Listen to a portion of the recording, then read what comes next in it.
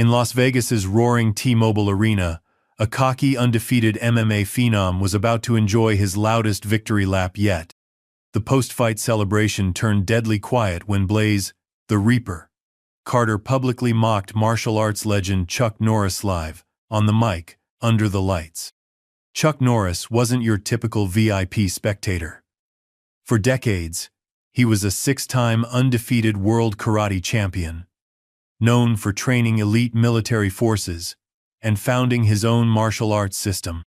When Carter dared him into the cage, he had no idea he was challenging a master who had long transcended ego or applause.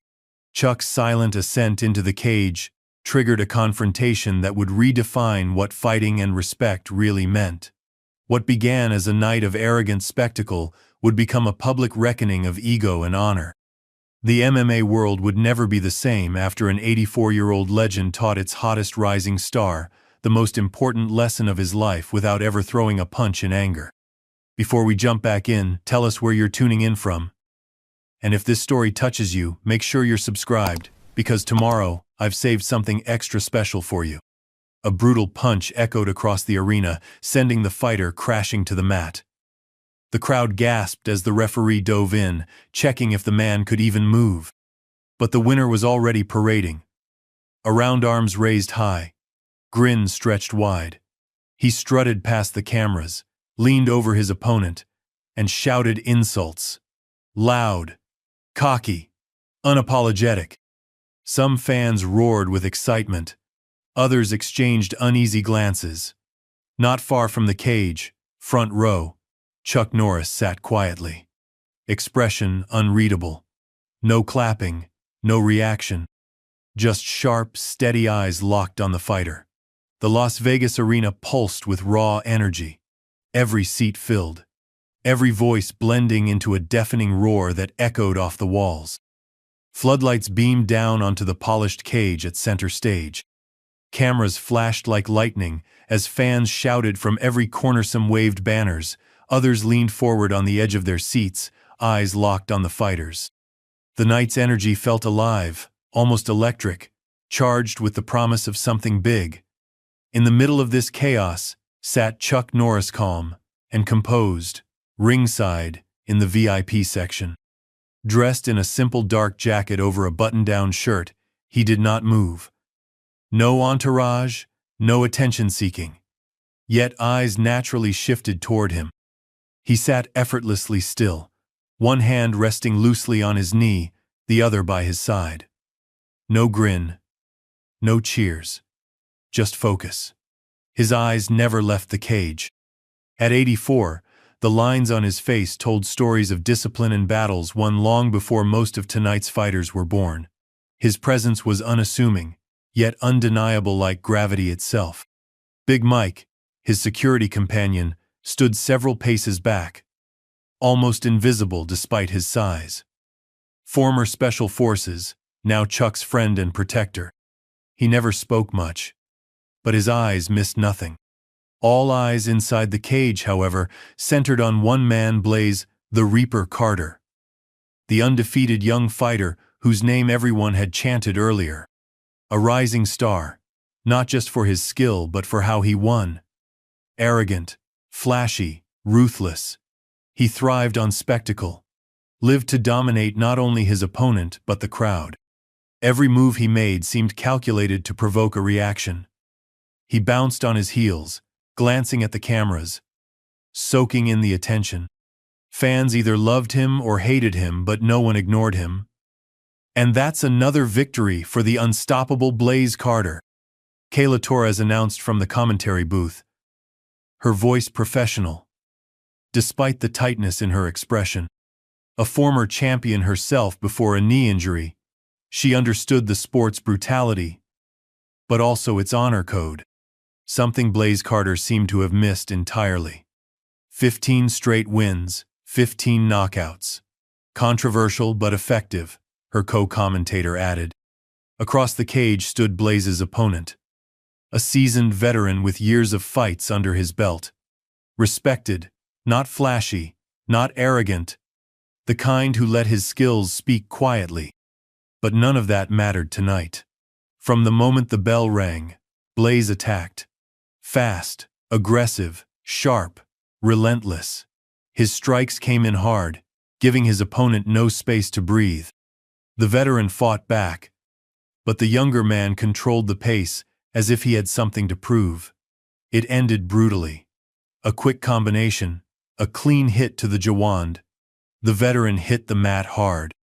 The sound of impact echoed. The referee dove in, signaling the fight was over. Medics rushed into the cage, checking if the fallen fighter could move. The crowd erupted. Some fans screamed wildly, thrilled by the show. Others shifted uncomfortably at how fast, how ruthless it had been. But Blaze didn't care. He strutted around the cage, arms raised high, flexing for cameras, playing to the crowd, sweat dripping, grin wide. He shouted at the fans, mocking his opponent openly. No humility, no restraint. That's how a real fighter does it, he shouted, voice carrying through the arena. Not these old school has-beens who think technique beats power. From the sidelines, Coach Ramirez, a veteran trainer who had worked with both rising stars and legends, shook his head. He had tried to mentor Blaze once, before the fame, before the ego. Now he watched with quiet disappointment as the young man soaked in adoration he hadn't earned. This kid's got no respect, Ramirez muttered to another coach beside him. All flash, no foundation. Yet, amidst all this noise, Chuck Norris remained perfectly still. While the arena erupted, he sat, shoulders relaxed, gaze sharp, expression unreadable. He watched everything, every move, every taunt. He didn't clap, he didn't react. He simply observed. Jordan Lee, the event's social media host, bounced around the edge of the cage with his camera crew, live streaming reactions. Yo, this is insane. The Reaper just destroyed another vet. Drop a fire emoji if you're feeling this energy. As Jordan panned his camera across the crowd, he caught sight of Chuck Norris and zoomed in. Hold up, is that Chuck Norris in the house? The legend himself, Blaze noticed. Between the lights, the chants, the flashing cameras, his eyes flicked to the front row. Chuck. He locked on immediately, grin stretching wider. Still holding the mic, he wiped sweat from his brow, pacing the cage like a showman. Hey, Norris! His voice rang out across the stadium. I see you sitting there all quiet. What's wrong? Don't like seeing how real fighting's done these days? Gasps spread like wildfire. The stadium shifted, some fans laughed, others whispered and nudged friends. Is he serious? Kayla Torres whispered into her mic, forgetting it was live. Is he actually calling out Chuck Norris? Blaze continued, feeding off the shocked energy. I get it must be hard watching us take the sport to places you museum pieces never could. All those movies. All those poses. He mimicked an exaggerated karate stance, drawing scattered laughter. But this isn't the movies, old man. This is real. He pointed to the mat where his opponent was being helped to his feet. No stunt doubles here. From the commentary booth, Kayla's face hardened. For those viewers who might not know, Chuck Norris isn't just an actor. He's a 6-time undefeated world karate champion. He's trained special forces. He literally invented his own martial art form. Her words barely registered over Blaze's continued taunting. What do you say, Norris? Want to see if those old bones can still take a hit? Or are you just here for the early bird special? Another wave of gasps rolled through the stadium. Some fans hooted. Others stared, caught between shock and excitement. The arena's security staff exchanged nervous glances, unsure whether to intervene. Still, Chuck didn't react. He sat exactly where he had been, posture loose. Eyes fixed on the fighter, no grin. No anger. Just unreadable calm. The fighter bounced on his feet, egging the crowd on. Come on, Chuck. One round, show us if those moves were ever real. Cameras turned toward Chuck. Murmurs spread. Some people leaned forward, breath held in anticipation. But Chuck's face never shifted. He let the fighter talk. Didn't need to answer. Slowly, silently, the focus began to shift not to Blaze's words, but to Chuck's quiet, controlled presence. Everyone was watching, waiting. The arena buzzed, noise rolling like a wave across the seats but ringside. Everything felt oddly still. Blaze, sensing he might be losing the crowd's attention, escalated. "What's wrong? Afraid? Or just too old to climb these steps?" He laughed, a sharp sound that echoed. "Maybe we should get you a walker." At the commentary table, Kayla removed her headset. "This is disgusting," she muttered to her producer. "Someone needs to shut this down." But no one moved to stop it. Everyone seemed frozen, waiting for what would happen next. Finally, after what seemed an eternity of taunts, something changed. Not in Chuck's expression, but in his eyes. Something ancient and knowing a decision made. Without a word, Chuck Norris stood. It was neither rushed nor showy. Rose with quiet precision, every motion controlled. He removed his jacket smoothly and handed it to Big Mike, who appeared beside him without being called. The crowd's roar dimmed to a stunned murmur. All eyes locked on the legend as he took his first step toward the cage. Chuck's first step toward the cage silenced the arena. His second step parted the crowd like the Red Sea. Security guards shifted uncertainly, unsure whether to block his path or clear it. One look from Big Mike resolved their dilemma. They stepped aside. Backstage, the production team scrambled. "Are we legally covered for this?"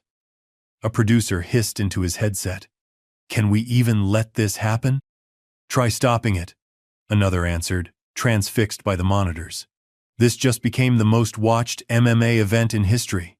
Inside the cage, Blaze's cocky grin flickered. Just for a moment. A flash of uncertainty crossing his face before he doubled down, playing to the crowd again. "Well, look at that. Grandpa's coming down to play." Jordan Lee's livestream count exploded as he followed Chuck's steady approach. "Oh my God, guys. This is actually happening.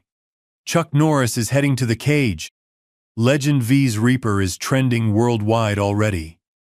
The arena's atmosphere transformed with each of Chuck's measured steps. What had been a rowdy celebration of Blaze's victory now felt like a solemn procession. Fans who had been screaming seconds before fell silent. Those seated stood. Those standing stepped back. In the commentary booth, Kayla Torres's voice turned reverent. "For our younger viewers, let me explain what you're witnessing. Chuck Norris isn't just a meme or an action star. Before his Hollywood career, he was a fighter's fighter. 6-time undefeated world karate champion. The first Westerner in the history of Taekwondo to earn an 8th-degree black belt. He's trained elite military units in hand-to-hand combat." Her co-commentator nodded. "And at 84 years old, he still trains daily.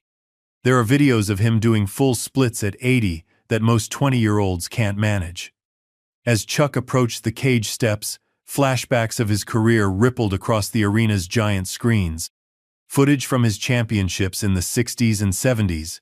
Exhibition matches where opponents could barely touch him. Early Hollywood days, where he performed his own stunts. Recent charity events where he demonstrated the same precision and flexibility that had made him a legend decades ago. The juxtaposition was striking, the footage of a young champion dissolving into the present-day man now climbing the steel steps. Different, yet somehow unchanged. Older, yet no less formidable. Backstage, Coach Ramirez cornered Blaze's manager. "Stop this now," he demanded. "Your boy has no idea what he's done." "Are you kidding?" the manager answered, eyes gleaming. "This is publicity you can't buy. Win or lose, Blaze is set for life after this." Ramirez grabbed the younger man's collar. "There's a difference between a fighter and a warrior. Your boy is about to learn that the hard way."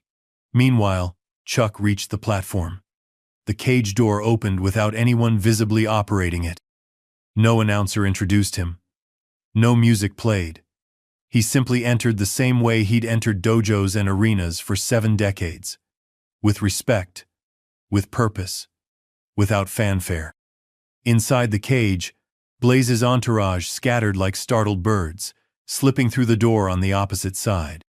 Even the referee backed away, leaving just the 2 men, the brash youth and the silent legend. "I'll give you this, old man," Blaze called out, his voice carrying a slight tremor he couldn't quite control. "You've got balls. But this isn't for show." He bounced on his feet, shaking out his arms. "This is gonna hurt." Chuck said nothing.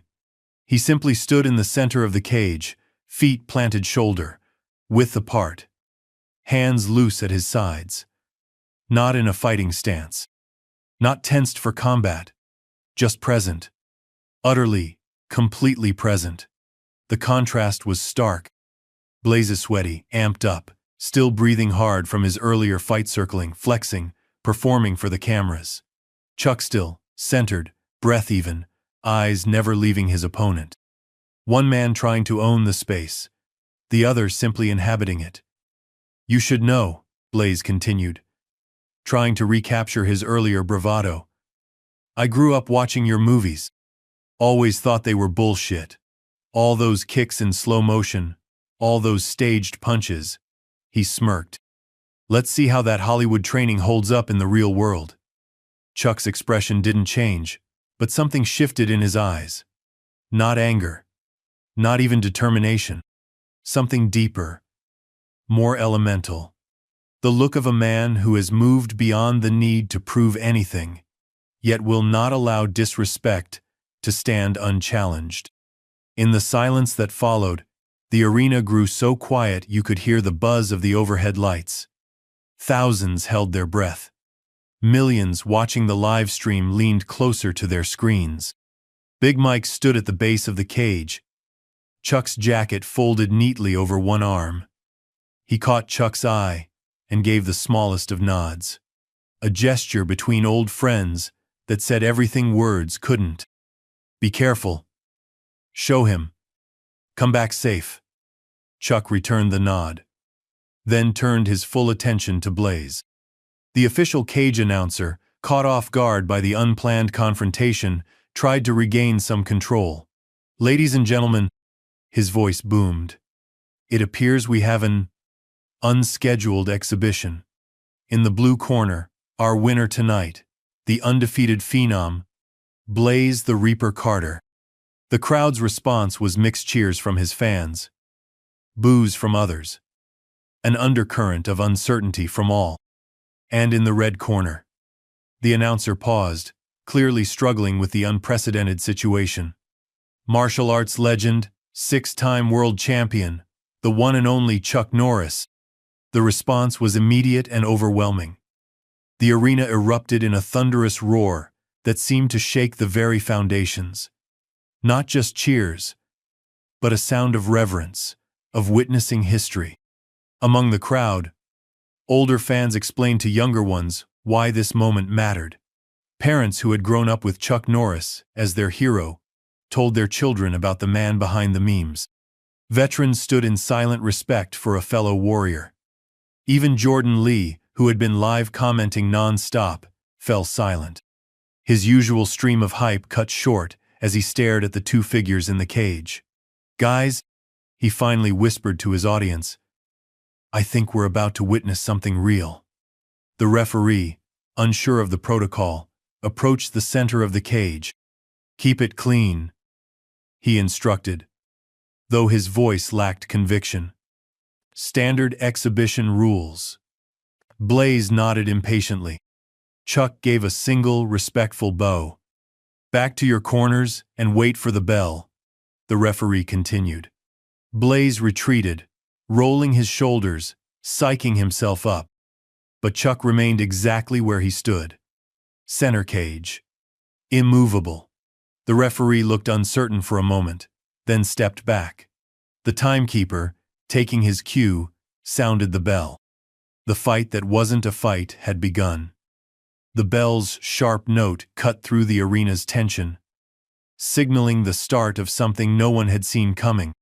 In that suspended moment between anticipation and action, thousands of phones lifted in unison, capturing what everyone sensed would be historic. Blaze, riding high on adrenaline and bravado, didn't hesitate. He exploded forward with the same aggressive style that had demolished his earlier opponenta blitz of footwork, feints, and raw power designed to overwhelm. His first combination came lightning fast. Jab, cross, hook, the movements fluid and precise. The strikes that had flattened so many challengers cut through air, finding nothing but empty space. Chuck had moved. Not dramatically. Not with flash. Just a subtle shift of weight. A minimal turn of his upper body. Each movement precise to the millimeter. Enough to make Blaze miss, but not enough to compromise his own position. The young fighter blinked, momentarily confused. He recalibrated and unleashed a sharp kick toward Chuck's midsection. Again, the strike found nothing but air, as Chuck simply wasn't where he should have been. The crowd began to murmur. This wasn't the slow-motion, movie star dodging they'd expected from an 84-year-old man. This was something else entirely. Economy of motion raised to an art form. Blaze's face tightened. He pressed forward with a more complex sequence jab. Cross, body hook. High kick movements that had earned him sponsorships and highlight reels. Each strike technically flawless. Each finding nothing but empty space as Chuck moved with a grace that made defense look effortless. "Are you seeing this?" Kayla whispered into her microphone, the commentary booth silent, save for her hushed voice. "He's not even counter-attacking. Just existing in the spaces between Blaze's strikes." Her co-commentator nodded, speechless. Inside the cage, frustration crept into Blaze's movements. His combinations grew wilder, his footwork less disciplined. "Fight back," he hissed through clenched teeth. "Stop running." Chuck's expression never changed. He wasn't running. He wasn't retreating. He was simply not there when the strikes arrived. A lifetime of training distilled into pure efficiency. From ringside, Coach Ramirez watched with knowing eyes. He'd seen this before, decades ago, when he was a young boxer and Chuck was making his name in the martial arts world. It wasn't evasion, it was mastery of space and time. The difference between a fighter and a martial artist laid bare. Blaze, growing desperate, charged forward with a wild haymaker. The punch carried his full weight, all his frustration. This time, Chuck didn't just evade. His right hand came up not in a counter, but in a simple open palm block that absorbed the strike and redirected its energy. The subtle shift sent Blaze stumbling past him, thrown off balance by his own force. The crowd gasped. For the first time, uncertainty flashed clearly across Blaze's face. He had expected an old man trading on past glory, perhaps with a few moves still in his arsenal. What he faced instead was something his training hadn't prepared him for: efficiency perfected through decades of practice. No wasted motion, no unnecessary effort, just pure martial discipline. "He hasn't thrown a single strike," Jordan Lee whispered into his live stream, his usual hype replaced by genuine awe. "Chuck Norris hasn't even attacked, and he's completely controlling this fight." Blaze reset his stance, took a deep breath, and tried a different approach. He circled more cautiously now, feinting, looking for openings. When he struck again, it was with more calculation, a probing jab followed by a leg kick, testing Chuck's reactions rather than trying to overwhelm him. Chuck slipped the jab with a slight tilt of his head and lifted his leg just enough for the kick to pass harmlessly underneath. Still, he offered no counterattack. His hands remained loose, his posture relaxed. The message was clear to everyone watching. This wasn't about winning. It wasn't about domination. It was about something deeper. In the silent exchange between techniques, Chuck was teaching, showing the difference between fighting for the crowd and standing in your truth. Between chasing validation and living with integrity. Blaze, however, couldn't read the lesson yet. His ego was still too loud. "Is this all you've got?" he taunted, voice less confident than before. "Just gonna dodge all night? Where's the legend everyone talks about?" Chuck's eyes met his directly for the first time. Not with anger or challenge, but with something more unsettling, complete clarity. The look of a man who had nothing to prove, nothing to fear, and nothing to hide. That look pierced through Blaze's defenses more effectively than any physical strike could have. For a brief moment, the young fighter glimpsed something that shook his foundation.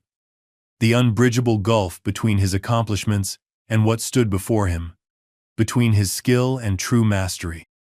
The moment passed quickly. Blaze's survival instinct kicked in, drowning vulnerability in a fresh surge of aggression. He launched a flurry of strikes: jab, cross, uppercut, spinning back fist, each technically sound, each carrying knockout power. Chuck's response changed. Instead of simply evading, he began to parry open-hand redirections, so subtle they were almost invisible. Each of Blaze's strikes was met, guided away, their energy dispersed. Not blocked forcefully, but accepted and redirected, like water flowing around stone. Telling and preparing this story took us a lot of time. So if you are enjoying it, subscribe to our channel. It means a lot to us. Now, back to the story. The crowd watched in stunned silence as the dynamics of the confrontation transformed before their eyes. This wasn't a fight anymore. It was a demonstration of principles most of them had never witnessed at this level. Principles that had nothing to do with age, strength, or athletic prime. Blaze felt it too, though he couldn't name it. Something fundamentally different from the combat he knew. His strikes grew more desperate, his technique deteriorating as frustration mounted. "Fight me!" he shouted, voice cracking slightly. "Actually fight!" Chuck's first counterattack came so subtly that many missed it. As Blaze lunged forward with another wild hook, Chuck's open palm met his wrist, not to block, but to add just enough directional pressure to continue the strike's natural arc. The slight adjustment sent Blaze spinning past him, carried by his own momentum. As the younger fighter stumbled, trying to regain his balance, Chuck's other hand delivered a single, precise tap to his shoulder, barely more than a touch, yet placed with such perfect timing that Blaze dropped to one knee. The arena went completely silent. Blaze rose quickly, face flushed with humiliation. The touch hadn't hurt him. Hadn't even tried to hurt him. It had simply exposed how completely his balance could be compromised by someone who understood the body's mechanics at a fundamental level. What the hell was that? He snarled, embarrassment fueling his anger. Chuck didn't answer. He simply resumed his position, center cage, hands loose at his sides. Waiting. Present. The embodiment of patience earned through decades of discipline. For the first time, real doubt crept into Blaze's eyes. He had expected to embarrass an old legend, to prove his own superiority to a new generation. Instead, he found himself struggling against principles he couldn't even identify. From the commentary booth, Kayla Torres found her voice again. "What we're seeing," she said softly, "isn't about age or strength. It's about the difference between someone who fights for attention and someone who has dedicated their life to mastery. Between technique as performance and technique as truth." Her co-commentator nodded. Chuck Norris isn't trying to win this fight. He's trying to teach something that can't be taught with words.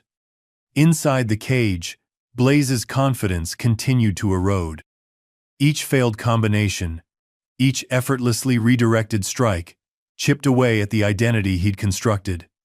The undefeated champion, the unstoppable force, the future of the sport. Now, facing an opponent who hadn't even thrown a real punch yet, he felt something he hadn't experienced in years, the hollowness of his own hype. Jordan Lee's live stream comments reflected the shifting mood. "Guys, I don't even know how to describe what we're seeing. This isn't fighting as we know it. This is something else. In the silence between exchanges, the arena held its collective breath. Everyone sensed the confrontation was building towards something decisive. Not a knockout or a submission, but a moment of truth that would transcend the physical.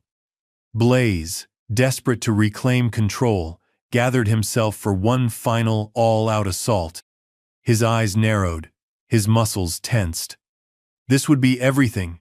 He had speed, power, technique, all channeled into a blitz that no opponent, regardless of legend status, could withstand. Chuck saw it coming.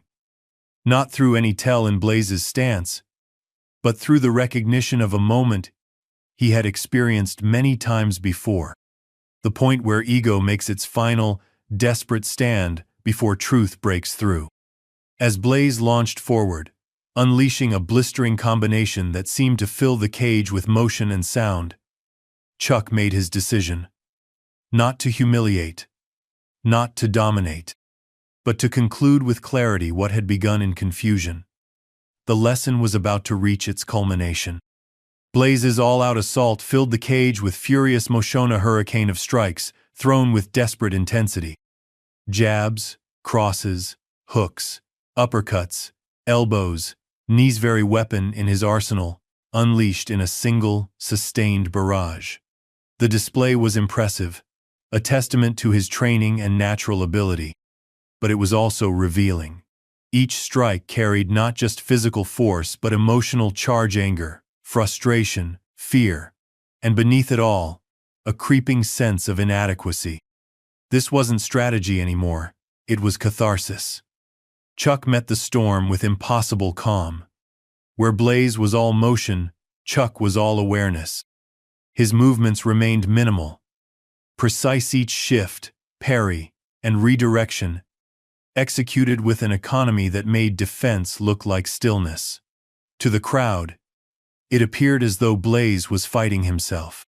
His most powerful strikes met nothing but air, while his wildest attempts were gently guided into harmless trajectories.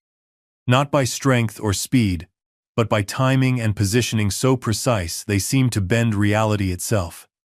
"This is insane," Jordan Lee whispered into his live stream. "It's like watching someone try to punch water." In the commentary booth, Kayla Torres leaned forward, eyes wide. "What you're seeing," she explained to viewers, "is the difference between fighting against someone and being in harmony with their energy. Chuck isn't opposing Blaze's force, she's working with it, redirecting it." Her co-commentator nodded. "It's the foundation of true martial arts. Not about who's stronger or faster, but who understands the physics of movement at a deeper level." Inside the cage, Blaze's frustration reached critical mass. Nothing was working. Not his speed, not his power, not his technique. All the attributes that had made him champion seemed suddenly irrelevant. Sweat poured down his face. His breathing grew ragged. His movements became increasingly desperate. "Fight back!" he shouted between gasps. "Actually fight!" For the first time since entering the cage, Chuck spoke. His voice was quiet, yet somehow carried through the arena's hushed atmosphere. "I am." Two simple words that landed more powerfully than any physical strike. Not dismissive, not mocking. Simply truth, stated without embellishment. Something in Blaze snapped. His face contorted with rage, and he launched forward with a wild, overhead right, a haymaker, thrown with every ounce of his remaining strength. The kind of punch that had ended matches and careers. Chuck didn't evade this time. Instead, he stepped into the strike, but at an angle that placed him just inside its arc. As Blaze's fist whistled past his ear, Chuck's open palm made contact with the younger fighter's extended wrist. Not a block, not a strike, just a touch at precisely the right point to redirect momentum. Physics did the rest. Blaze's own force, guided by that minimal contact, sent him spinning off balance. He stumbled, trying to recover, but his center of gravity was already compromised. Chuck's next movement was so subtle, many missed a slight extension of his foot, placed perfectly in the path of Blaze's stumbling recovery. Not a trip, not a sweep, just a presence that Blaze's own momentum carried him into. The young champion went down hard, sprawling onto the mat in an undignified heap. The crowd gasped. Blaze scrambled to his feet, face burning with humiliation. This wasn't supposed to happen. None of this was going according to plan.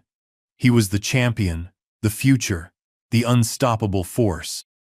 How was an 84-year-old man making him look like an amateur? Lucky move, he spat, trying to salvage his pride. Chuck simply nodded, neither agreeing nor disagreeing. He resumed his position, center cage, hands loose at his sides. Waiting. Present.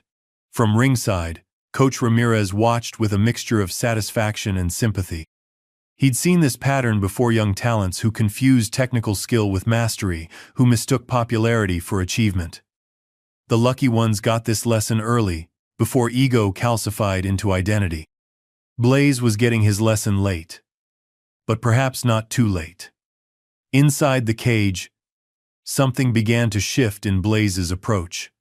Necessity stripped away pretense. With his usual tactics failing, he fell back on fundamentals, the basics he'd learned before fame, before the highlight reels and social media following. His stance lowered. His movements became more conservative. His eyes, previously darting between Chuck and the crowd, now focused solely on his opponent. It was the first real change since the confrontation began. Not a strategic adjustment, but an authentic one. Chuck noted the shift. His eyes registered a flicker of approval. Subtle, barely perceptible, but there. Blaze launched his next combination, with less flash but more substantia, probing jab, followed by a textbook cross. His weight properly distributed, his mechanics clean. The strikes still didn't land as intended, but they came closer. The gap was narrowing. "Look at that," Kayla observed from commentary. "He's starting to actually fight instead of perform." For the next 30 seconds, the dynamic evolved. Blaze attacked with increasing technical precision, stripping away the excess that had defined his style. Chuck continued to evade and redirect, but his movements became more deliberate, more instructive. The exchanges took on a different quality: less a confrontation, more a conversation. Without words, Chuck was teaching. Each evasion demonstrated a principle. Each redirection contained a lesson. The very spacing between them became instructive, showing openings, vulnerabilities, opportunities. Some in the crowd began to sense the shift. The tension remained, but its quality changed. This wasn't building toward violence anymore, but toward understanding. Then came the moment that would be replayed millions of times across the world. Blaze, having found a rhythm in fundamentals, attempted to build upon it. He feinted left, then launched a perfectly executed right cross, textbook in its form, direct in its intention, the kind of punch that forms the backbone of all striking arts. This time, instead of evading, Chuck chose to counter. His movement was so fluid, so natural, it seemed to happen before Blaze's attack even began. A simple sidestep that placed him at the perfect angle, followed by an open palm strike to Blaze's extended shoulder. The contact was light, more demonstration than attack, but its placement was perfect. It caught Blaze at the exact point in his extension where his balance was most vulnerable. The young fighter staggered sideways, not hurt, but completely disrupted. Before he could recover, Chuck delivered a second open palm touch to his upper back again, not a strike meant to damage, but a precise contact that exploited the body's natural mechanics. Blaze's knees buckled, and he dropped to the mat once more. The arena erupted in a mixture of gasps and applause. Blaze rose slowly this time, his face showing not anger but confusion. He had thrown a technically perfect punch, the same punch that had won him championships. Yet he'd been countered with such effortless precision that it made his skills seem crude by comparison. How? The question escaped before he could stop it. Chuck's expression softened slightly. Not pity, but recognition, the acknowledgement of a teaching moment. Position before submission, he said quietly. Principle before technique. Simple words that contained decades of wisdom. Not just about fighting, but about living. About approaching any challenge from its fundamental truths rather than its surface appearances. For the first time, Blaze actually listened. Something in Chuck's tone, or perhaps in the undeniable evidence of what had just happened, cut through his defenses. His stance shifted, almost unconsciously, from aggressive to receptive. The crowd sensed the change. The atmosphere in the arena transformed once again from spectacle to ceremony, from entertainment to education. Phones remained raised, recording every moment. But the energy behind them had changed. This wasn't about capturing something to mock or celebrate later. It was about preserving something meaningful. I think we're witnessing a transition, Kayla said softly from commentary. From a fight to a lesson. Her co-commentator nodded. And maybe the most important one Blaze Carter will ever receive. Inside the cage, the young champion took a deep breath and reset his stance. Not the flashy, camera-ready posture he'd entered with, but something more grounded, more authentic. He moved forward again, but differently now, testing rather than attacking, asking questions with his body rather than making statements. Chuck responded in kind. His movements became more demonstrative, showing rather than simply countering. When Blaze threw a jab, Chuck didn't just evade, he showed the proper counter through his response. When Blaze attempted a kick, Chuck's positioning revealed why it wouldn't land and what would have worked instead. Without words, a dialogue formed. Technique, counter, adjustment, response. The language of martial arts in its purest form. For 2 minutes, the cage transformed into a dojo. The championship arena became a place of learning. Around the cage, the crowd watched in reverent silence. Even those who had come for blood now found themselves witnessing something rarer, transformation happening in real time. The social media feeds that had been flooded with mockery and hype now filled with words like respect, humbling, and masterclass. Jordan Lee, who had started the night chasing viral moments, now stood transfixed. His live stream continued, but his commentary had fallen away, letting the moment speak for itself. For perhaps the first time in his career, he understood that some things needed no amplification. I've been covering fights for 15 years, Kayla whispered into her microphone, and I've never seen anything like this. This isn't about age or competition anymore. This is about the core of what martial arts was always meant to be, the development of character through discipline. Inside the cage, the dynamic continued to evolve. Blaze was fighting differently now, not to win, not to impress, but to understand. Each exchange revealed something new. When Chuck redirected a punch, Blaze would pause, reset, and try a different angle. When a kick was evaded, he would adjust his distance and try again with better form. Slowly, incrementally, he was improving not just technically, but fundamentally. His movements became more economical, his balance more centered, his intent more focused. The flash was falling away, revealing the fighter he could become if ego didn't obstruct growth.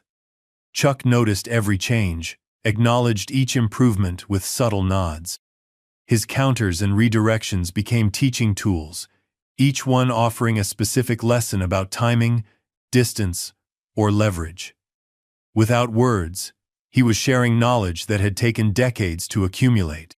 Then, with no warning, Chuck changed the dynamic completely. As Blaze launched a clean, focused jab technically better than anything he'd thrown all night, Chuck didn't evade or redirect. Instead, he moved forward, closing the distance with a speed that belied his age. Before Blaze could react, Chuck had executed a perfect sweep, taking the younger fighter's legs out from under him. The movement was so fluid, so effortless, that Blaze was on his back before he realized what had happened. Chuck stood over him, not in triumph but in completion. The lesson had reached its conclusion. The arena held its breath as Blaze looked up from the mat, eyes wide with a mixture of shock and revelation. Chuck stood above him, hand extended not in victory, but in offering. A bridge between what was and what could be. For a suspended moment, everything hung in the balance. Blaze's next action would define not just the end of this encounter, but potentially the direction of his future. Pride warred with humility, ego with understanding. Around them, thousands watched in silence. The usual roar of the crowd, the constant commentary, the social media chatterall had fallen away, leaving only the essential moment between two martial artists. Memories flashed through Blaze's mind in that frozen second, his first amateur fight, the hunger that had driven him, the gradual shift from passion to performance. The path that had led him here, flat on his back, humbled by a man old enough to be his grandfather. A man he had mocked. A man who had shown him not just defeat, but an entirely different way of being. Blaze reached up and took Chuck's hand. The simple gesture rippled through the arena like a physical force. As Chuck helped the younger fighter to his feet, spontaneous applause erupted, not the bloodthirsty cheering of earlier, but something deeper. Recognition of what they had witnessed. Not humiliation, but illumination. Standing face to face now, the contrast between the two men remained stark. Blaze young, powerful, sweating profusely, his confident facade cracked open to reveal uncertainty beneath. Chuck weathered by time yet somehow ageless, barely breathing hard, his calm unbroken from beginning to end. "I don't understand," Blaze said, his voice low enough that only Chuck could hear it. "I've trained my whole life. I'm in my prime. You're older than your grandfather. Probably." Chuck finished for him, the corner of his mouth lifting slightly. The first hint of warmth he'd shown all night. "Age isn't what you think it is." "Then what is it?" "Just a number. What matters is what you've done with the time." The words were simple, yet they landed with the weight of lived truth. Not a platitude, but a reality Chuck had earned the right to express. Blaze looked down, then back up, meeting Chuck's eyes directly for the first time, without aggression or bravado. "You could have humiliated me. Could have knocked me out in front of everyone." Chuck shook his head slightly. "That wouldn't have taught you anything worth learning. And this did? That's up to you." The referee approached cautiously, unsure how to officially conclude what had never been an official match. Chuck solved the problem by simply turning and walking toward the cage door. No raised hands, no victory lap, no playing to the crowd. His purpose fulfilled, he was ready to move on. As he reached the edge of the cage, he paused and looked back at Blaze, who stood frozen in the center, still processing what had happened. "True strength," Chuck said, his voice quiet but carrying in the hushed arena, "isn't about dominating others. It's about mastering yourself." With that, he exited the cage, leaving Blaze alone with the wisdom bomb that had just been dropped on him. The crowd's response was immediate and overwhelming. As Chuck descended the steps, the entire arena rose to its feet. The applause was deafening, punctuated by chants of, "Chuck! Chuck! Chuck!" that echoed through the building. From his position at the center of the cage, Blaze watched Chuck's retreat, his mind still reeling. For years, he had defined himself by his victories, by his ability to dominate other fighters.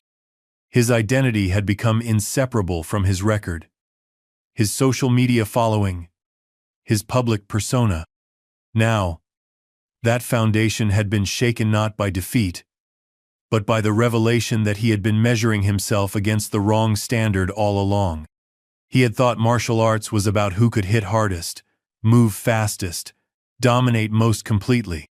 Chuck had shown him it was about something else entirely, about control, efficiency, the transcendence of ego, about principles that couldn't be captured in highlight reels or championship belts.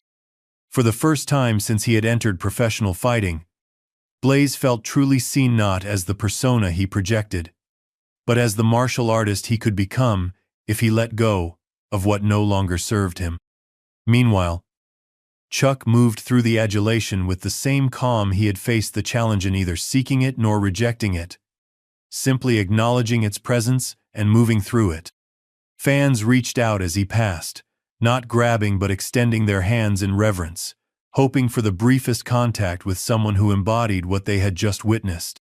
A young girl, no more than 10, caught Chuck's eye from her father's shoulders. She wore a white gi, with a yellow belt, a beginner in her martial arts journey. Their gazes met, and Chuck's expression softened. He gave her a small, respectful bow, martial artist to martial artist, regardless of age or rank. The girl's face lit up, and she returned the bow with solemn precision. In that exchange lay the essence of what had just been demonstrated in the cage: respect, transcending age, skill level, gender. The fundamentals that unified all true practitioners. Big Mike waited at the bottom of the steps, Chuck's jacket ready. As the older martial artist slipped it on, the two exchanged a look that contained volumes. Not just about tonight, but about all the challenges they had faced together over decades. "Still got it, boss," Big Mike said, the rare words heavy with meaning. Chuck simply nodded, neither agreeing nor disagreeing. His focus was already shifting away from the arena, away from the spectacle, back to the quiet discipline that had defined his life, long before cameras ever captured it. From the commentary booth, Kayla Torres struggled to find words adequate to what they had just witnessed. "Ladies and gentlemen," she finally said, her voice thick with emotion, "I'm not sure how to contextualize what we just saw. This wasn't just a physical confrontation. This was a passing of wisdom, a reminder of what martial arts is supposed to be about." Her co-commentator nodded. "Chuck Norris didn't just win a fight tonight. He showed us the difference between fighting and martial arts, between competition and mastery." "I've been covering MMA for 15 years, Kayla continued, "and I started in traditional martial arts myself as a child. What we just witnessed bridges those worlds in a way I've never seen before. It reminds us that beneath the spectacle, there are principles that have endured for centuries." As she spoke, the arena screens replayed key moments from the encounter. Not the most aggressive or dramatic, but the most instructive. Chuck's effortless evasions, the perfect timing of his redirections, the economy of movement that made his counters seem almost invisible. Each replay drew gasps of appreciation from the crowd, who were seeing these subtleties clearly now that the initial shock had passed. What had appeared simple in real time revealed its complexity in repetition: the perfect distancing, the precise angles, the deep understanding of body mechanics that informed every movement. Inside the cage, Blaze remained at center, the crowd's reaction washing over him like a physical wave. For perhaps the first time in his career, he wasn't the focus of their attention. He wasn't receiving either adulation or criticism. He was simply part of something larger, a moment that would be remembered long after his record and his rankings were forgotten. His management team entered the cage, surrounding him with concerned faces and urgent whispers. Was he okay? Should they protest? Was there publicity to be managed? The old man got lucky, his manager insisted, already crafting the narrative. "We'll spin this. Get you a proper rematch under official rules. The internet's blowing up, we can use this." The words that would have energized Blaze an hour ago now rang hollow. He looked at his team, really looked at them, and saw not supporters but enablers. People who had encouraged his worst tendencies because those tendencies sold tickets and generated clicks. "Did you see what just happened?" he asked. His voice, quiet, but intent. "Really see it?" His manager blinked, taken aback by the question. "Of course. He caught you off guard. It happens. We'll make sure the rematch." "There won't be a rematch," Blaze interrupted. "There won't be any spin. What happened here was real." The management team exchanged concerned glances, sensing their carefully constructed business model beginning to crack. "Look, kid," his agent cut in, "you're emotional right now. That's normal after a loss. But let's be smart about this. Your brand. My brand." Blaze repeated the words slowly, as if hearing them for the first time. "That's all you see, isn't it? Not a martial artist. Not even a fighter. Just a brand to be marketed. That's not fair. We've built something huge together. Your social following, your sponsorships, and what has it cost me?" The question wasn't accusatory, but genuinely searching. Blaze looked around the space that had defined his identity for years, and felt suddenly adrift. What have I become? His team had no answer for that. They saw only the potential revenue slipping away, the carefully cultivated image in danger of transformation. Blaze waved them away, his eyes still fixed on the tunnel where Chuck had disappeared. Something fundamental had shifted inside him, a crack in the foundation of his self-image that could either break him apart or allow new growth to emerge. "Are you all right?" his manager pressed, alarmed by his silence. Blaze nodded slowly. "Yeah, I think I might be all right for the first time." Beyond the immediate drama in the cage, the impact of what had transpired spread throughout the arena and beyond. In the stands, parents who had brought children to witness spectacle found themselves having unexpected conversations about respect, discipline, and the true purpose of martial arts training. "Did you see how he never got angry?" a father asked his young son. "Even when that fighter was saying all those mean things?" The boy nodded, eyes wide. He was so calm, like nothing could bother him. That's what real strength looks like. Not showing off or being the loudest. Being in control of yourself, no matter what. Similar conversations echoed throughout the arena, moments of genuine connection and teaching sparked by what they had witnessed. In the VIP section, several prominent fighters from various disciplines sat in thoughtful silence. They had come expecting entertainment, perhaps validation of their own approaches to combat sports. Instead, they found themselves questioning fundamentals, reconsidering priorities. "We've forgotten something important," a champion heavyweight said quietly to his training partner. "Gotten so caught up in the business that we've lost sight of the art." Meanwhile, Chuck and Big Mike made their way through the backstage area, where staff members and fighters lined the corridor in spontaneous tribute. No one approached. No one asked for autographs or photos. They simply stood in respect, acknowledging what had been demonstrated. A young production assistant, barely out of college, found herself standing straighter as Chuck passed. Something about his presence, no intimidating, but grounded, inspired an instinctive response. A desire to rise to a standard she hadn't known existed until this moment. Coach Ramirez emerged from a side hallway, positioning himself directly in Chuck's path.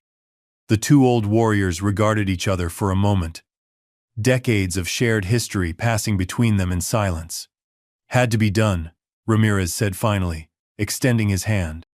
"The sport's losing its way." Chuck took the offered hand. "Not lost yet. Just needs reminding sometimes." "Think he got the message?" "We'll see. Seeds take time to grow." They parted without further words, each understanding that actions had already said everything necessary. Ramirez watched Chuck continue down the corridor, then turned back toward the arena. He had work to do, a young fighter who might, if the lesson had taken root, be ready for real guidance for the first time in his career. Back in the arena, the crowd's attention had finally returned to Blaze. The young fighter stood at the edge of the cage, looking out over the sea of faces with new eyes.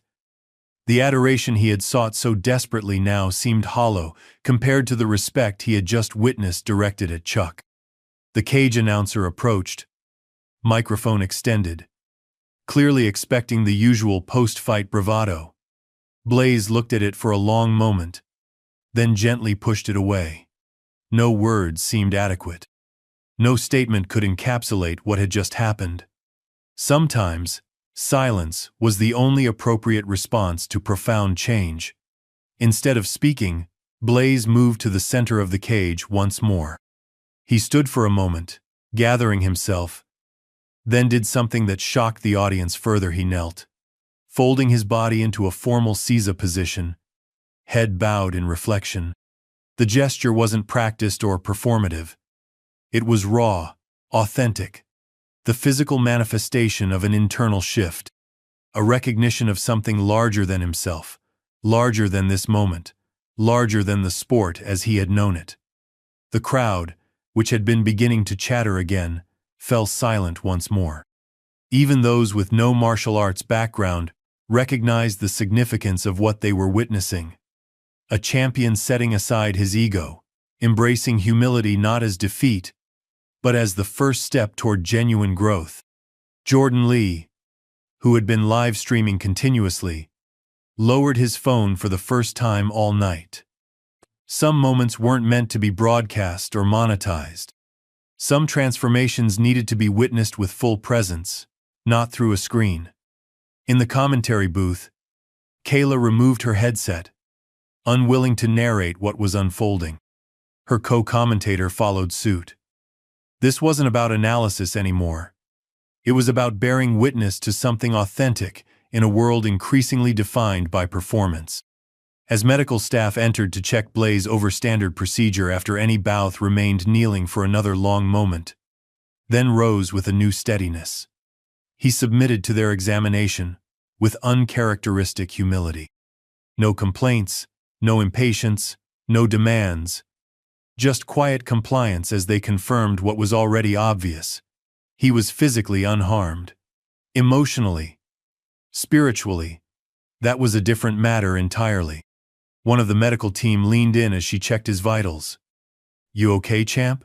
she asked, genuine concern in her voice. Blaze met her eyes with newfound clarity. "I think I might be better than okay. I think I might be awake." The words weren't for the cameras or the crowd. They were simply truth, spoken in the moment of its realization. As he finally exited the cage, Blaze carried with him not the sting of defeat, but the weight of possibility.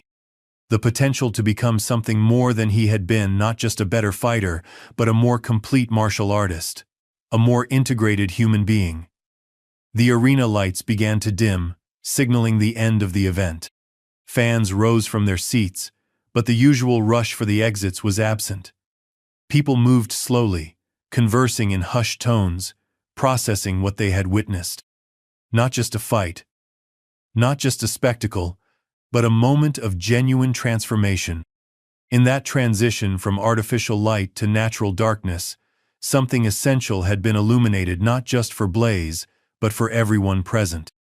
A reminder that beneath the hype, the commercialization, and the ego, martial arts remained what it had always been: a path towards self-mastery, a way of being in the world with integrity, discipline, and respect. The lesson had been delivered. Its full impact remained to be seen. But in the quiet aftermath, as the arena emptied and the night deepened, one truth was already clear. Some victories transcend the cage. Some fights aren't about defeating an opponent, but about conquering oneself. And some lessons, once truly learned, change everything that follows. Dawn broke over Las Vegas, painting the strip in colors that seemed more vivid than usual. In hotel rooms, at breakfast tables, and across social media, the conversation remained focused on a single topic: what had transpired in the cage the night before. Chuck Norris vs. Blaze had been trending for hours, accompanied by clips viewed tens of millions of times. But unlike the usual viral fight moments, these weren't focused on brutality or humiliation. They captured something rarer: wisdom in action. In a quiet corner of the MGM Grand's restaurant, Kayla Torres sat with her producer, reviewing coverage for the morning shows. The dark circles under her eyes testified to a night spent reflecting rather than sleeping. Every major outlet picked it up, the producer said, scrolling through his tablet. ESPN, Fox Sports, even the mainstream networks. The angles consistent across the board: martial arts legend teaches humility to cocky champion. Kayla nodded, her eyes tired but satisfied. For once, they got it right. This wasn't about age or embarrassment. It was about principles. Principles don't usually get 50 million views by breakfast, the producer remarked, still scrolling. Look at these comments. People are sharing stories about their own martial arts journeys, posting old photos of themselves in GIFs, tagging their former senseis and coaches to thank them. That's the real victory, Kayla said quietly. Not what happened in the cage, but what's happening now. People remembering why they started training in the first place. Speaking of which, the producer slid his tablet across the table. You might want to see Blaze's statement. Kayla raised an eyebrow, expecting damage control or excuses. Instead, she found a simple text post from Blaze's official accounts. Last night, I was given a gift I didn't deserve. Not a beating, but a lesson. Chuck Norris showed me the difference between being a fighter and being a martial artist. I have a long way to go, but the journey starts today. Respect is ageless. Accompanying the text was a photo not of the confrontation itself, but of Blaze kneeling at center cage after Chuck had left. The image captured a moment of genuine reflection that no PR team could have manufactured. Well, Kayla said, a smile touching her lips. Looks like the lesson might have taken. Her producer leaned back, genuinely surprised. I've covered Blaze's career since he went pro. Never seen anything like this from him. No excuses, no promises to come back stronger, no calling out his next opponent. Maybe because this wasn't a loss in the usual sense, Kayla observed. He didn't get knocked out or submitted. He got awakened. Across town, in a modest hotel suite far from the Strip's glitz, Chuck Norris performed his morning routine as he had for decades. Stretches, push-ups, core work, meditation. The discipline that had carried him through 84 years of life continued uninterrupted by last night's events. Sunlight streamed through the partially opened curtains, illuminating the sparse room. No luxury amenities, no excessive comforts. Just the essentials, meticulously arranged. Like the man himself, the space was defined by its intentionality, its absence of excess. Big Mike entered with coffee, setting it silently on the table before taking a seat in the corner chair. The two had worked out a rhythm over their years, together knowing when to speak, when to maintain silence, when presence alone was sufficient. Your phone's been blowing up, he noted after Chuck completed his final set of exercises. Everyone from Good Morning America to Joe Rogan wants an interview. Chuck toweled off, then reached for the coffee, taking a moment to appreciate its aroma before responding. Not interested. Figured as much. Big Mike sipped his own coffee. That kid's statement is making the rounds. Seems sincere. Time will tell. Always does. Big Mike hesitated, then added, You knew, didn't you? When you accepted his challenge, you knew it wasn't about putting him in his place. Chuck's eyes crinkled slightly at the corners, the closest he typically came to a smile. Wasn't about him at all. It was about what he represents. What the sport's becoming. Think it made a difference? To him? Maybe. To others watching? Hope so. The conversation paused as Chuck moved to the window, looking out at the desert landscape beyond the city's artificial skyline. The contrast was striking, nature's ancient patience against mankind's urgent constructions. After a moment, he continued, his voice thoughtful. When I was coming up, martial arts wasn't about cage fights or championships, it was about character development, discipline, respect. He shook his head slightly. Somewhere along the way, that got lost in the spectacle. You reminded them. Tried to. Big Mike nodded, understanding the weight behind the simple words. Chuck had never been one for lengthy explanations or philosophical dissertations. Like his fighting style, his communication was economical, precise, containing no wasted motion. The veterans get it, Big Mike observed. Seen a lot of old-timers posting about last night, saying it was like watching the essence of martial arts, not just the techniques. Chuck turned from the window. And the younger ones? Mixed. Some don't understand what they saw. Others. Big Mike scrolled through his phone. Others are asking questions for the first time. Real ones. About the deeper aspects of training, not just how to win fights. A nod. That was enough. Questions were the beginning of any genuine path. Back at the arena, preparations were underway for tonight's fights. Another card. Another crowd. Another spectacle. But something had changed in the atmosphere. Staff who had witnessed the previous night moved with a different energy, handling their tasks with greater care, greater purpose. A young stagehand carefully mopped the cage floor, his movements more deliberate than usual. Last night, this had ceased to be just another fighting platform. It had become, however briefly, something sacred, a space where truth had been demonstrated through action. The venue manager noticed the difference. You're taking your time with that today, Miguel. The stagehand nodded without looking up. Feels different now, you know? After what happened, the manager understood. He'd been in the fight business for 20 years, had seen the evolution from niche combat sport to global entertainment juggernaut. Last night had reminded him of something he'd almost forgotten: why he'd been drawn to martial arts in the first place, long before the glitz and marketing had taken over. In a back corridor, Coach Ramirez found himself face to face with Blaze, who had come to collect his belongings from the locker room. The young fighter looked different, quieter, more contained. His usual swagger replaced by something more grounded. "How you feeling, kid?" Ramirez asked, genuinely curious. Blaze considered the question seriously. "Like I got my ass handed to me without taking a single real hit. That about sums it up." "How did he do it?" "I've trained with the best. I've beaten champions. But last night," he shook his head, still processing. "It wasn't even a fight. It was like he knew what I was going to do before I did." Ramirez leaned against the wall, regarding the young fighter with new interest. The cocky exterior had cracked, revealing something more authentic beneath a genuine searcher, perhaps, who had lost his way in the glare of success and attention. That's what happens when you've been practicing the same moves for 60 years. Chuck doesn't see techniques anymore. He sees patterns, principles. Can that be taught? The techniques? Sure. The wisdom? That you have to earn. Blaze nodded slowly, absorbing the distinction.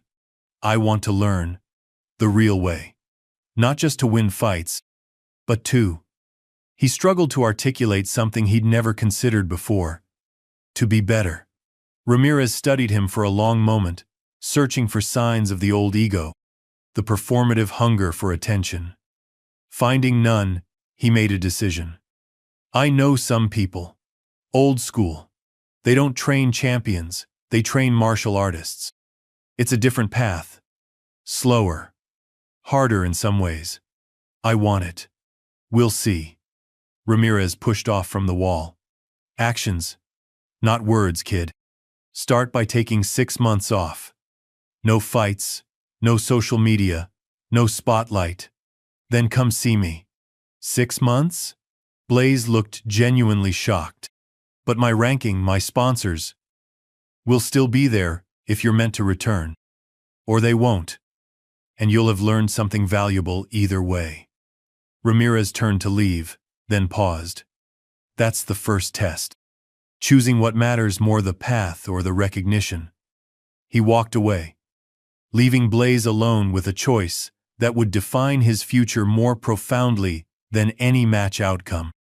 The young fighter stood in the corridor, sponsors' logos emblazoned across his jacket, phone buzzing incessantly in his pocket with notifications, offers, demands for comments. 6 months away from all this seemed impossible.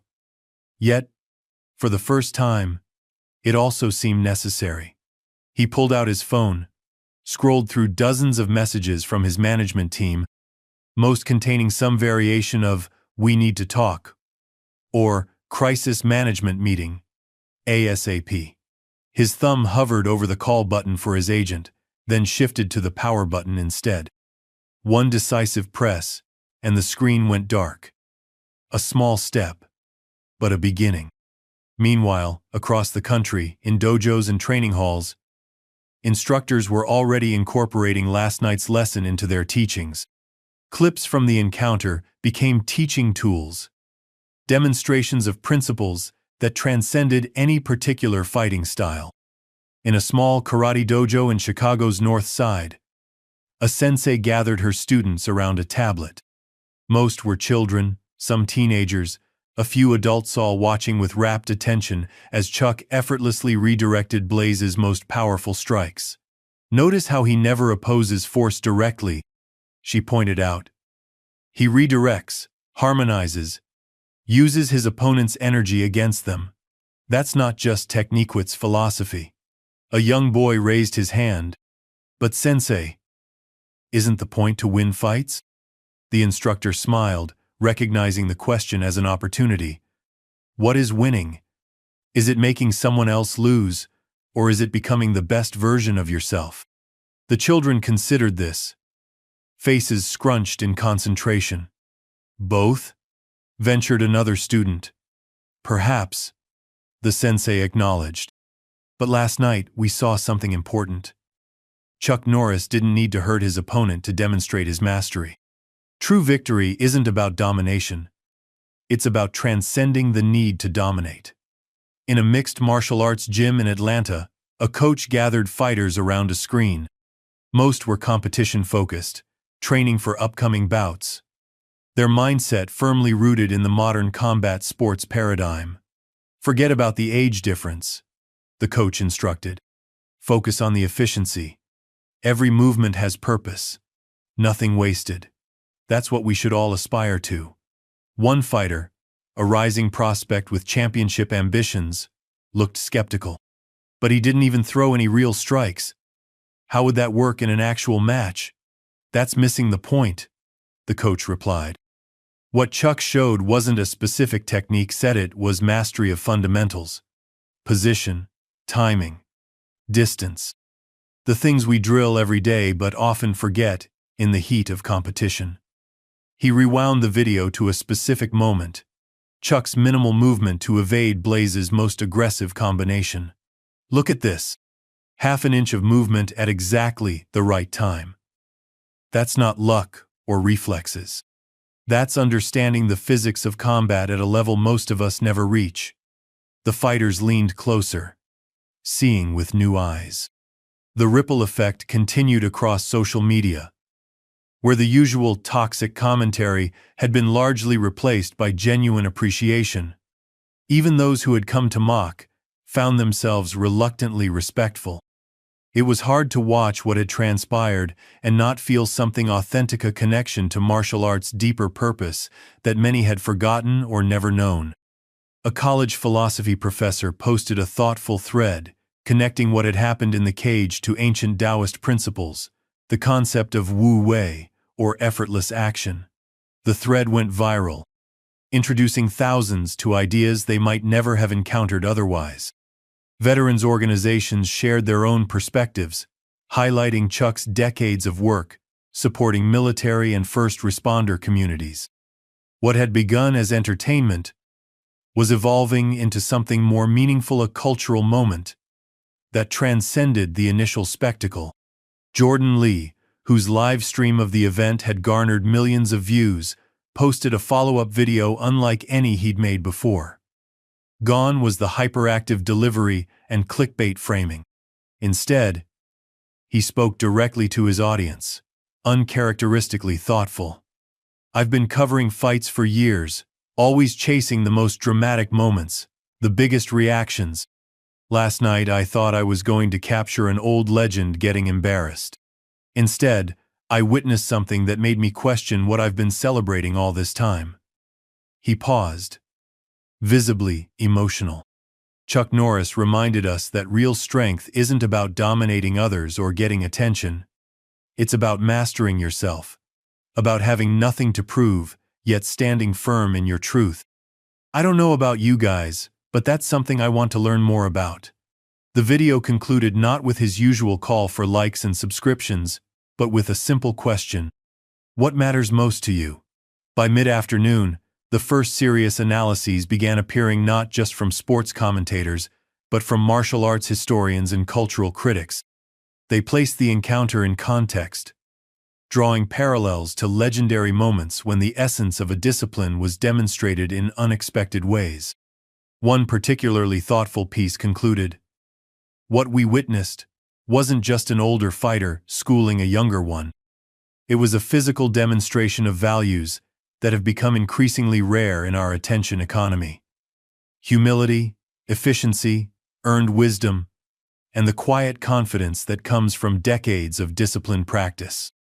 Chuck Norris didn't just win a confrontation. He reminded us what victory really means.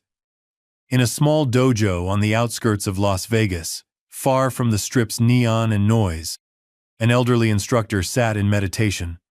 His phone had been ringing all morning, former students calling to discuss what had happened, reporters seeking comments, curious newcomers inquiring about classes. He had watched the encounter from the arena's upper level, unnoticed among the crowd. Now, as he centered himself in the quiet of his training space, he reflected on what his old friend Chuck had accomplished. Not a defense of ego or reputation, but a defense of principles.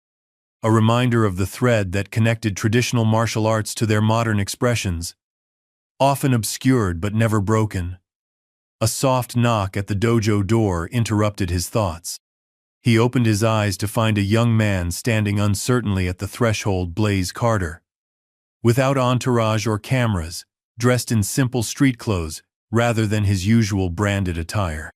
"I was told you might be willing to speak with me," Blaze said, his usual confidence replaced by genuine humility. The old instructor studied him for a moment, then gestured for him to enter. "Remove your shoes," he instructed, "and leave your expectations at the door as well." Blaze complied, stepping into the simple space with its worn mats and faded photos of masters long departed. This was nothing like the state-of-the-art facilities he typically trained in, with their high-tech equipment and recovery tools. Yet something about its simplicity felt right, a return to essentials, to foundations. "I want to learn," he said simply. The instructor nodded. "Everyone wants knowledge. Few are willing to unlearn what blocks it." As evening approached, Chuck and Big Mike prepared to leave Las Vegas, their bags packed, their rental car waiting. No private jets, no entourages, no fuss. The same way they had arrived. "One last thing," Big Mike said, holding out his phone. "Thought you might want to see this." On the screen was a video taken just an hour earlier. It showed Blaze entering a small traditional dojo on the outskirts of Las Vegas. Not for publicity, there were no cameras except the security footage that had captured the moment. The young fighter had removed his shoes, bowed at the entrance, and approached the elderly instructor with his head lowered in respect. Chuck watched silently, then handed the phone back with a nod of acknowledgement. Nothing more needed to be said. As they drove away from the hotel, the sun setting behind them, Chuck gazed out at the open desert. Last night already felt distant, just one moment in a lifetime dedicated to principles larger than any single event. Was it worth it? Big Mike asked, eyes on the road ahead. Coming out of retirement for this? Chuck considered the question, his weathered face thoughtful. wasn't about retirement. Wasn't even about that young man, really. What was it about then? Reminding people what matters. Chuck's eyes crinkled at the corners. And maybe reminding myself, too. They drove on in comfortable silence. Two old warriors who had seen enough of life to value its quieter truths. As the car left the city limits, heading east toward the rising moon, Chuck reflected on the patterns of his life, the battles fought, the lessons learned, the wisdom earned through decades of discipline. At 84, he had nothing left to prove, no titles to defend, no reputation to uphold. What remained was simply the path itself, and the opportunity to illuminate it for others when the moment called. Back in the heart of Las Vegas, preparations for tonight's fights continued. The cage had been cleaned, the lights reset, the promotional materials updated. But something had changed in how the staff approached their work, a new awareness, a greater sense of purpose. In the commentator's booth, Kayla Torres prepared her notes for the evening's matches. But her mind kept returning to what she had witnessed the night before, and to the responsibility she now felt to honor it. "You okay?" her producer asked, noticing her distraction. Kayla nodded slowly. "Just thinking about how to talk about these fights differently now. How to focus more on the art and less on the spectacle. That's a tough balance in this business." "Maybe. But if last night proved anything, it's that people are hungry for something real. Something that matters beyond the hype." She glanced down at her usual commentary, notes filled with statistics, rivalries, promotional angles. With quiet determination, she set them aside and began writing from scratch. This time focusing on the fighters' journeys, their discipline, the principles demonstrated in their techniques. A small change, perhaps, but meaningful in its intention. As the arena began to fill once more with expectant fans, there was a subtle but palpable difference in the atmosphere. Conversations seemed more thoughtful, appreciation more nuanced. Many who had come primarily for violence now found themselves discussing technique, discipline, the mental aspects of combat. A small shift, perhaps, but significant, like the first ripples from a stone dropped in still water, spreading outward in concentric circles whose full reach could not yet be measured. In the small dojo across town, Blaze sat in formal Caesar position, listening as the elderly instructor explained the first principles of the art. He taught not techniques or combinations, but concepts, awareness, intention, harmony, the foundation upon which all else would be built. "Today, you begin again," the instructor told him. "Forget your record, your reputation, your rank. Here, you are simply a student." Blaze bowed, accepting the terms without reservation. The path ahead would be long and humbling, requiring him to set aside everything he thought he knew. But for the first time in years, he felt like he was moving in the right direction, not toward fame or fortune, but toward something more essential. And somewhere on a desert highway, driving away from the spectacle but carrying its essence with him, Chuck Norris continued his lifelong journey, not as a celebrity or even as a martial arts legend, but simply as a practitioner of principles that had guided him through 8 decades of life. His greatest victory hadn't come from defeating a younger, stronger opponent. It had come from staying true to his path, from embodying the discipline he had practiced since youth, and from passing that understanding forward not through words or instruction manuals, but through action. In a world obsessed with youth, with spectacle, with constant reinvention, he had demonstrated the power of consistency, of earned wisdom, of values that never age or become obsolete. He had shown that respect isn't just given or taken, it's lived. And that, perhaps, was the most important lesson of alone that would continue to resonate long after the lights dimmed and the crowds dispersed. A reminder that true martial arts isn't about what happens in a cage or on a screen, but about how we conduct ourselves in every moment, with or without an audience. A lesson as timeless as the desert stars now appearing overhead, guiding travelers home. Up next, we have two more incredible stories that are waiting for you. Just click the image you want to watch, and it will take you there. If you enjoyed this video, make sure to subscribe. It would mean a lot.